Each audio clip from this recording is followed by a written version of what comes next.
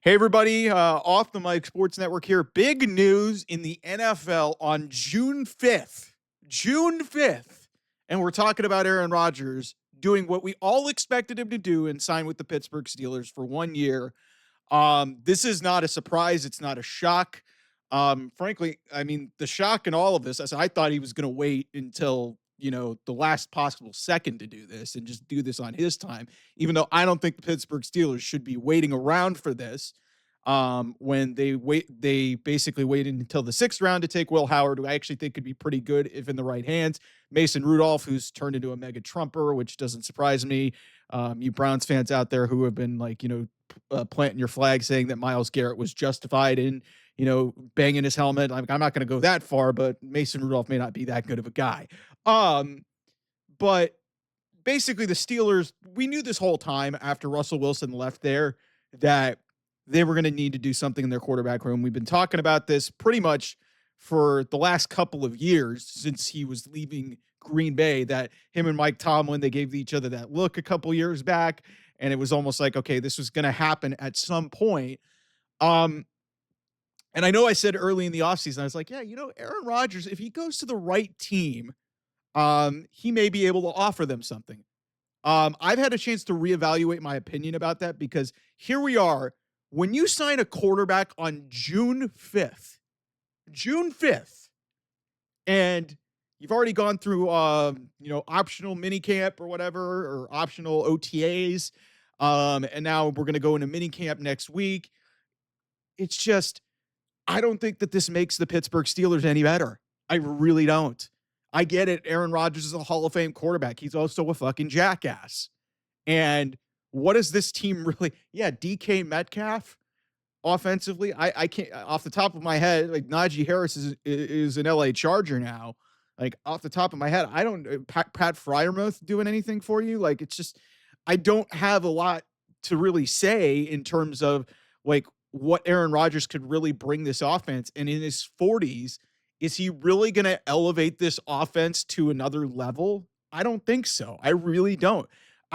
Look, it doesn't bring a name, and this is probably the most noteworthy quarterback that they've had since Ben Roethlisberger. Yeah, but that doesn't mean he's going to be any good. He did have a little bit of a run there at the end of last season with the Jets, but it didn't mean anything. And now he's walking into a situation where Mike Tomlin has as much equity in that organization as any, even though he's really kind of underachieved in large chunk of since he made the Super Bowl against Aaron Rodgers, which I think was like 15 years ago. He really has not done jack shit in the NFL. I think he's got one playoff win in the last 7-8 years. So to me, this is anything but a match made in heaven. Like, this is not like, if you're a Steelers fan and you're gloating about this, signing a quarterback off the street who nobody wanted, and literally everybody in the NFL knew that you were the only team that was really hunting him this entire time, and now you sign him, now he says he's okay to come to work. It's just, it's not good optics. The Steelers are traditionally a really well-run organization. Yeah, they haven't won nearly as much as they have in previous seasons, but man, this just the timing of this, it coming out when there's nothing going on. The NBA Finals have about the least amount of buzz that they've ever had. Like, the Stanley Cup Finals happen on Wednesday. There's just really we're winding down college baseball and college softball. So the sports news cycle is really just dead right now. Let's just call it what it is. So to me, the reason why this really happened is Aaron Rodgers wanted his name in the sun. Everybody was starting to stop talking about it. And he's done doing all this weird shit. So, and some people will speculate that, hey, he was trying to get the attention off of Donald Trump and Elon Musk's very public Twitter feud, very public just feud in general, which is, playing out like a professional wrestling, build. It's really insane. But yeah, it's just, listen, to me, what I chalk it up to is like, listen, if you don't have the will or the really like the gall or what, I don't even know what the right word is for it. If you really don't have the urge to, go and sign with a team and you wait 2 months about a month and a half after the NFL draft. It's June 5th. OTAs have already started. They're not even mandatory. And you just are like, fuck it. I'm just going to sign here. Like, at this point, it was almost like, hey, it's so late in the process when these teams are starting to do their installs of like what they're going to do during the season. And now you're like, it would have been worse if you would have showed up the day of training camp. But still, this is not good. And again, the big thing for me is I do not think that Aaron Rodgers makes this team any better. I don't. And there's been talk in that building ever since Ben Roethlisberger retired about elevating the quarterback position. Let's take a look. Since Ben Roethlisberger started the season, his last year, let's call it what it is. They had I think they've had Kenny Pickett start games. They've had Justin Fields start games. They've had Russell Wilson start games. It has been a freaking just, disaster at the quarterback position, yet this team is still managed to finish above 500 and make the playoffs in a bunch of seasons. They still have underachieved. They haven't won a playoff game in like 7-8 years. But, what makes you think that this is going to get any better with a 40-something old Aaron Rodgers? I think 41-year-old Aaron Rodgers. I just don't see it, man. Like, if you had gone to a different situation with maybe better weapons around him and, just like a better, like listen, say what you will about Mike Tomlin. Mike Tomlin, is still a really good coach. It's just, I think for a man of his reputation and his stature, he should be winning a whole hell of a lot more. So I think definitely in that respect, compared to last year with the last couple of years with the Jets, all due respect to Robert Saleh, I think Mike Tomlin's a better coach. So that piece of it is interesting.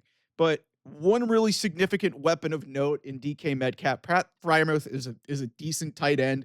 It's just, to me, it just doesn't feel like this is going to be any sort of a Super Bowl contender. This is really Aaron Rodgers basically getting one last hurrah. And you don't know how committed he is because he literally showed up and signed his contract and committed to this team in the first week of June.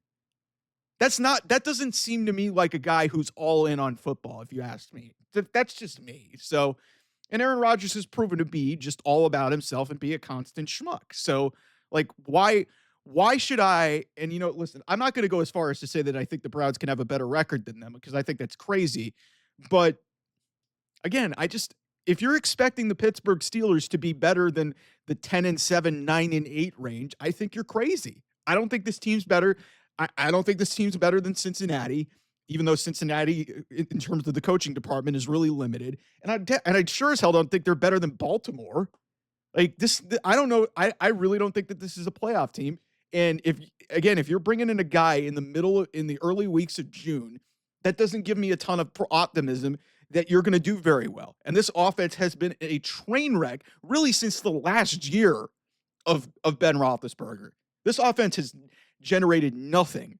So it's just, I don't see it, man. Like, Russell Wilson, I think, might have been a better bet. I mean, that being said, Russell Wilson's kind of washed. Aaron Rodgers at least showed some promise near the end of last year, but I just don't see it, man. Like, this might be the first year that they don't finish above 500 under Mike Tomlin. There's a real possibility that they only get to 8 wins, and that would be the first non-500 season, below 500 season under Mike Tomlin ever in almost 20 years as the head coach of the Pittsburgh Steelers. So that's my thoughts on that situation.